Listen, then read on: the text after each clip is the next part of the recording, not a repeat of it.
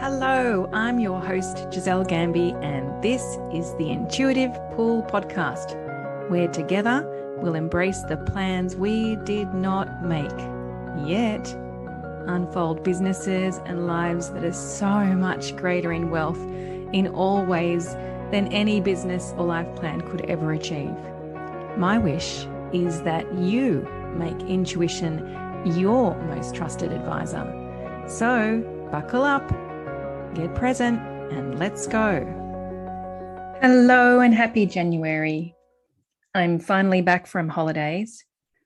It's the 24th of January and I've had a month off, and it was certainly not the holiday that I expected, with most of us having COVID.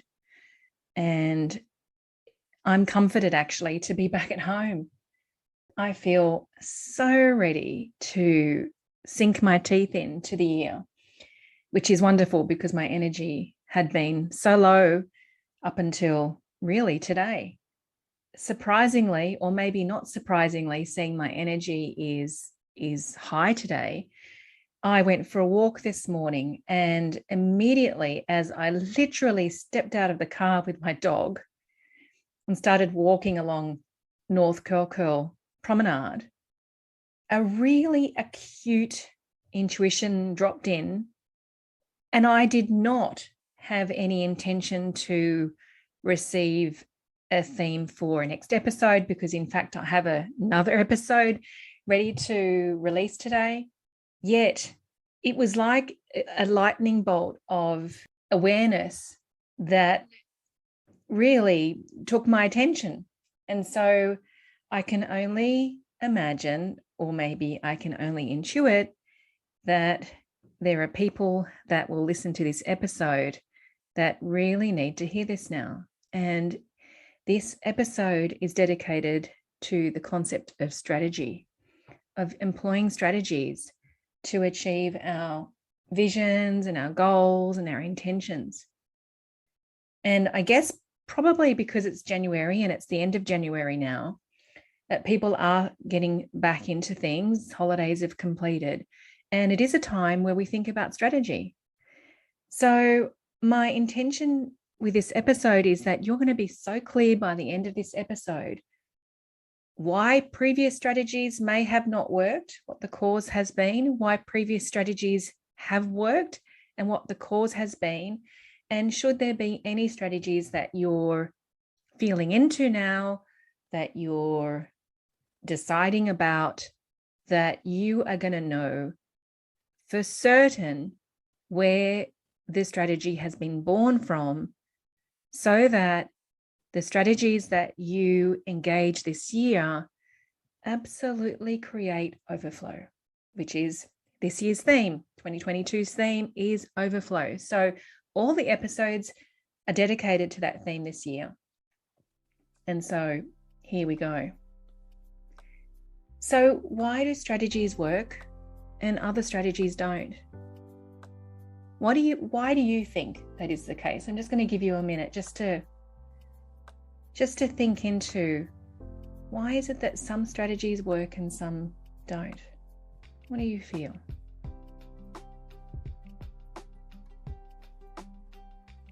What can you observe when the strategies that have created, a remarkable experience and remarkable results, what has been the key to that? And what has been the key to the strategies that have been a big flop? Just have a little feel into that for yourself. And now let me share with you. If you need to go and pause, if you need to pause this, please do, so that you've got some observation time, or perhaps after I share, you might wish to pause so that you can reflect on your own life. So let me tell you what the kicker is. I've observed this within myself, with the strategies that I've employed. I've observed this with clients and the strategies that they've employed. The kicker is this. When you depend on an external strategy to rescue you, you've placed the power outside of yourself and you've forgotten who you really are. So when you depend on an external strategy to rescue you, to give you what you would love or what you think you want, you've put the power in the external strategy and not in yourself. And in the conventional doing world, where we're not aware of our infinite power, our inherent power within, where we're not aware of our intuition, where we're not aware of the fact that we're multidimensional beings, where we're not aware of the fact that everything is vibrational and we live on an energetic plane and everything is created on that energetic plane. When we're not aware of that, of course, we put the power in external strategies. Of course, it's all about what we do. Or let me say it differently. Of course, our success is based on what we do. When we forget who we are and we think that we are just this physical being that's here to take action, and that action and that strategy is going to give us our results, or we think that it's going to give us our results. That's how most people operate. And that's why we spend tens of thousands of dollars on strategies. I have spent tens of thousands of dollars on strategies, and I know that I am more than this physical body. I know that I create my reality. And yet I have also spent tens of thousands of dollars on strategies that have been a giant flop. So the genesis of the thing becomes the thing. The genesis of the thing becomes the thing. So where the idea or the strategy is born from is going to determine the outcome. If the strategy is born from lack, external lack, if it's born from believing in an internal lack that you're not enough yet, if it's born from any of those places of external lack or internal lack, then the emphasis is on the strategy being your hero. And that is never, ever going to work. If, however, it is born from your visionary genius, if it is born from your entrepreneurial nature, if it's born from authenticity, if it's born from genuine desire, then it's going to give you an outcome that is going to be in alignment with you being in overflow. So where is the strategy born from? Let me give you some examples of where it was born from within me in believing that I was not enough, and also in external lack. So many years ago, how many years ago? Probably around 2011, I would say. So not, what are we now? 11 years ago, I was I'd partnered with some other coaches, some really beautiful coaches. And I'd partnered with them because I believed that I was lacking in the ability to enroll clients.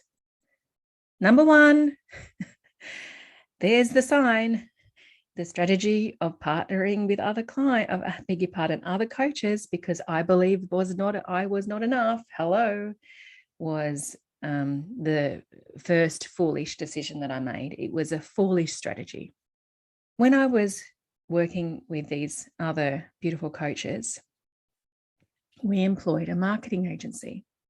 And in their strategy, they would interview us and pull out, I guess, the gold out of what we were doing or what we were saying we could do. And I can't remember what it was called, but they would then create this really beautiful kind of A3, glossy, sexy marketing piece that when we would go and see potential customers or clients, we'd take this A3 piece and we'd speak to it.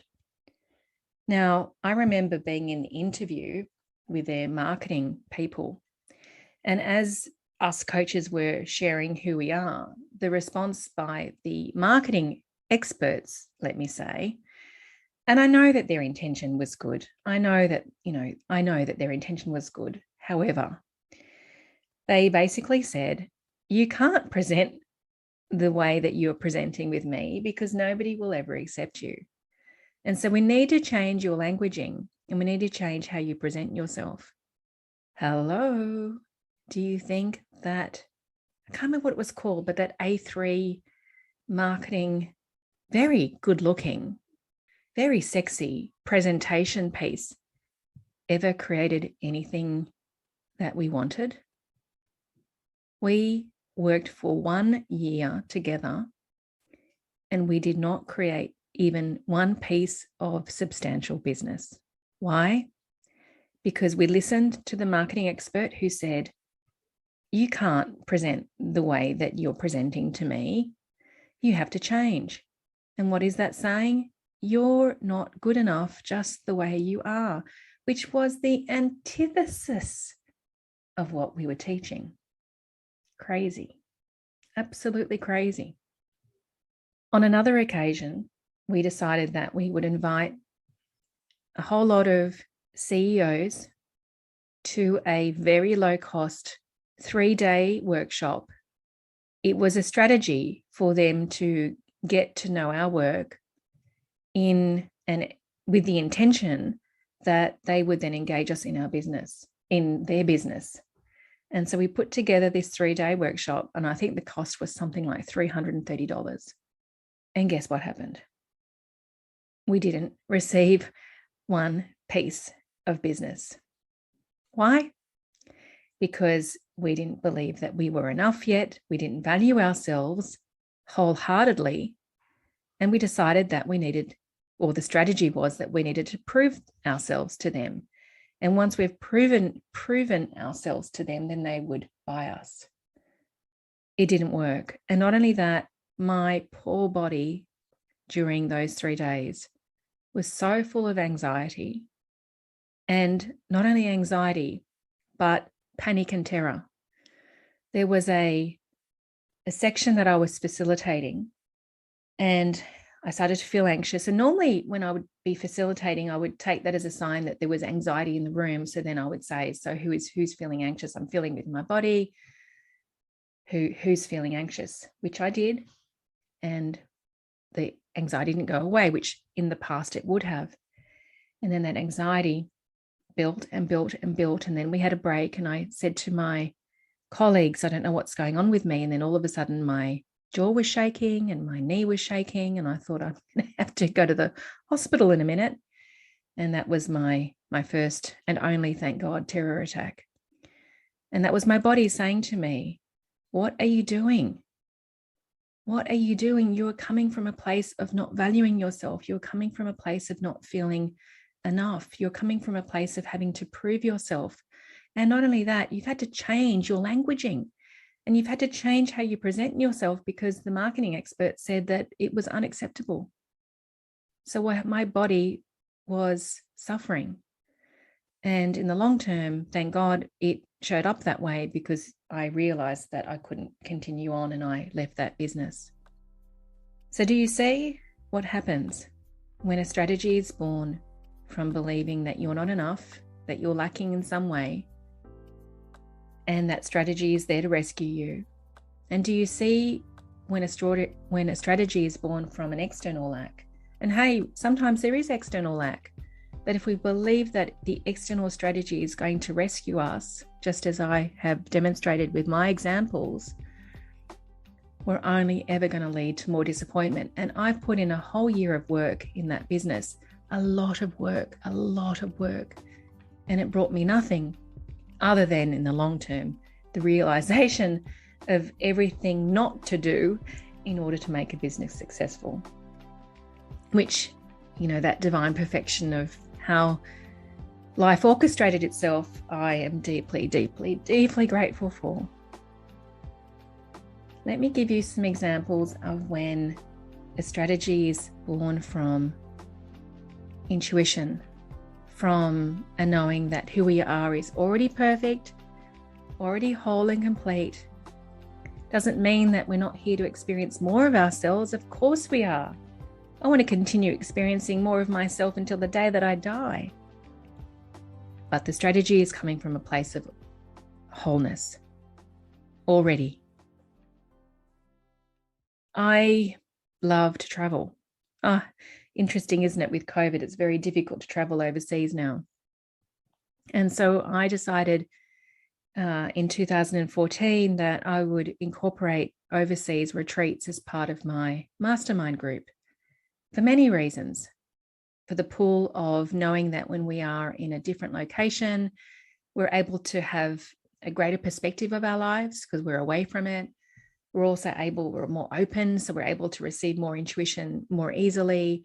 It's also an extraordinarily joyful experience to travel, and having all those different cultural elements and adventures creates a higher amount of joy within our bodies. And then that joy then delivers strategies that are born from that place.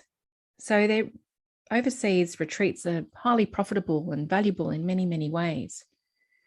So I was pulled to incorporate these overseas retreats as part of my mastermind group. And the first one was in China in 2014. And I realized at the time that my clients, I had quite a few mums who had kids. And I thought, wouldn't it be amazing if we took our kids with us?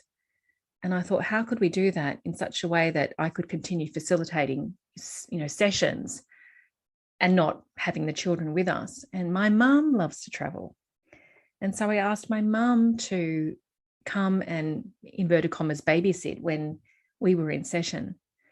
And it was just such a joyful experience, which led to another retreat, which is the piece that I want to get to. And that was in Kenya. And I said to Mum, will you come again? But this time there were no children. This time Mum was coming because she loves to travel and I love to travel with her. And I thought, what a great opportunity to go to Kenya on safari with her. And so we had an incredible retreat. Incredible. Oh, my goodness. Some extraordinarily multidimensional experiences. And on the last evening, we were on safari, or we had finished being on safari in the Masai Mara. And the staff at this beautiful, beautiful hotel where we glamped in these gorgeous tents with marble bathrooms, the staff led us to dinner under the stars. And at the end of dinner, we sat around a campfire. And then unbeknownst to me, one of my clients said, let's all tell Mama Gambi, which is what they called my mum, why we love her so much. And each went around and told my mum why they loved her so much. And it was such an overwhelming experience of love for my mum. My mum could not understand why these people were telling her that they loved her so much. And she really got to have such a beautiful reflection of who she is. Now, that was overflow. That was overflow from a strategy that was born from joy. I love to travel. It has so many benefits for clients in their process when we do travel, right? Was not born from a place of not enoughness. It was not born from a place of having to prove to them. Never did I imagine that my mum would be coming traveling with us. Never did I imagine that clients would have the multidimensional experiences that they did that then changed their lives in extraordinary ways and still do. And never did I know that my mum, who has given me so much unconditional love, being an adoptive daughter of hers, to having the reflection of, I don't know how many there were, maybe, 14 people telling her why they loved her so much. So the genesis of the thing becomes the thing. Where it is conceived of or from is where the outcome will be created from. And when those strategies are born from our visionary genius, our innate entrepreneurial nature, our intuition, our authenticity, joy, bravery, courage, audacious intuition. When those strategies are born from those places, we not only receive what we had intended to receive, but we receive so much, much more. And those pieces are the pieces that give me the greatest joy, the pieces that we could never actually see in the first place.